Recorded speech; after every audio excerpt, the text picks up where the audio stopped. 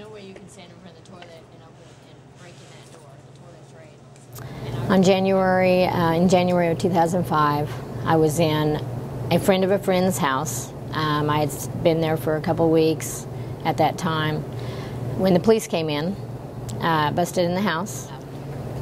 Well, because Mr. Butler was charged with trafficking for approximately 6 to 7 grams of rock cocaine.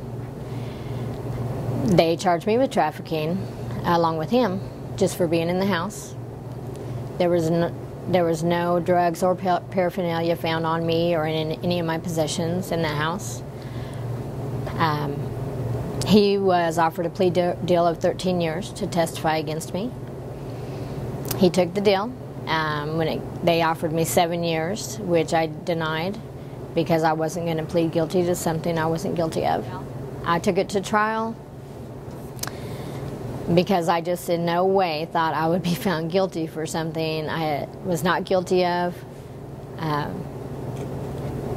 When it came time for my trial, Mr. Butler ended up testifying on my behalf that the drugs were his.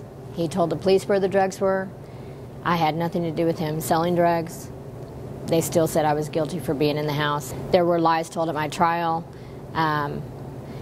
Two of the officers, Wells and Devereux, were indicted for falsifying evidence, for lying in other cases.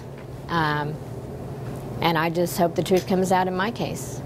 I was guilty of using drugs. I was not guilty of trafficking or selling drugs. And the result of all that was I was found guilty, was automatic life without parole because of my 2 prior minor offenses that should have been misdemeanors in the first place, because of 1 joint and an accidental overdose, my 2 prior convictions.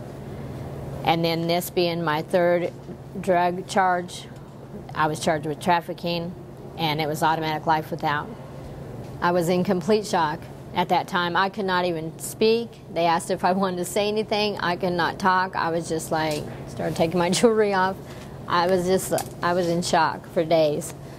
If the lies were revealed and the truth came out, in my case, I would not be sitting here.